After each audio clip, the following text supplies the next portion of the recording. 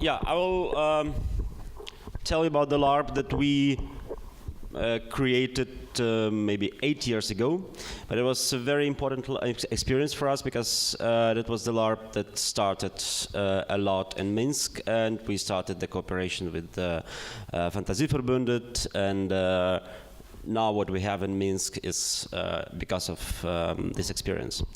The LARP 1943 has reference to the 1942 LARP that was mentioned, I think, by Erik Fatland during the first day. And it's a LARP about the Second World War and Belarus.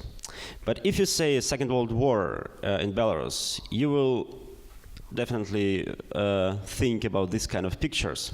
I don't know how what you see, but there are soldiers standing with guns, and all the time, so when you say something about the Second World War in Belarus, you think about this kind of monuments, all this kind.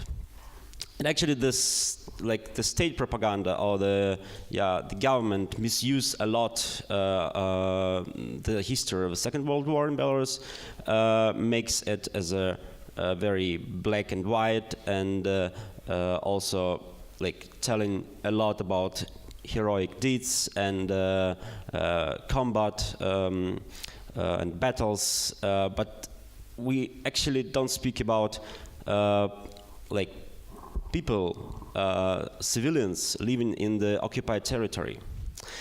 So this LARP was about these people, people who lived in the small villages in Belarus under occupation during the Second World War, without knowing who is good, who is bad, when it will end, and actually what they should do.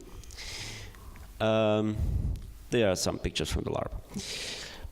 So, what, why, when, who, and where? It was a LARP about everyday life of civilians living in an occupied Belarusian village in 1943, just in the middle of the Second World War in Belarus.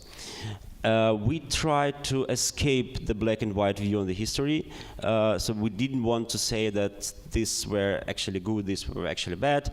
We tried to say, show what was what people feel.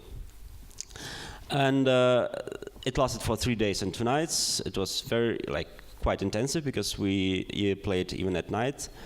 And we had about 50 participants, and we were playing very deep in the forest. We had we had several groups of players, several groups of characters. We had civilians, both Catholic and Orthodox, which is also very important for the LARP. We had German soldiers, mostly reenactors. We had Polish army, and we had Red Soviet partisans, and we had 2 geese and 1 god. Yeah. Character creation responsibility. It was down at the minimum because we have pre-written characters for the player. For sure, players could adjust it a bit to what they want, to what they would like to play, but all the characters were pre-written. But we, you see this photo?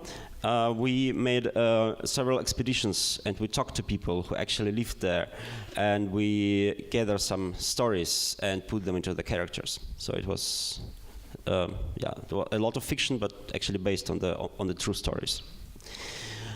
Player motivation. It was a quite high degree of competition between players, but we always wanted to reduce it, to make it to push it more to exploration, because we didn't want people just running in the forest with guns and shooting at each other.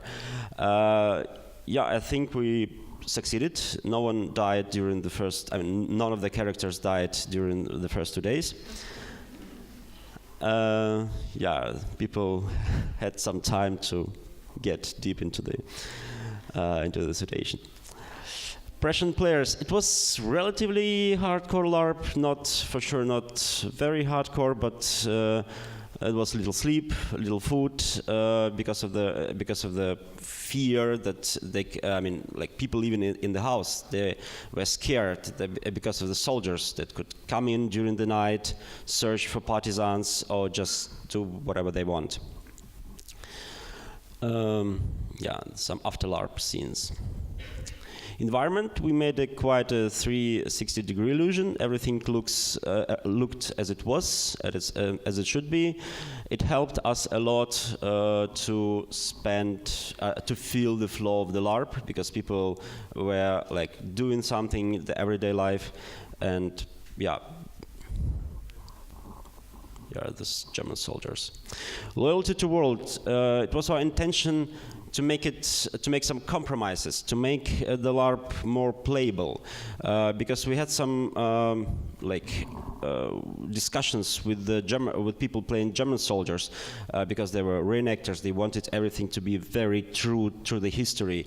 That we want to make some compromises. We want it not to be maybe sometimes very true to the history, because we want people enjoy the LARP and make it playable. Thank you. If you would like to hear a bit more about this LARP, come to me, and yeah, we can talk about it.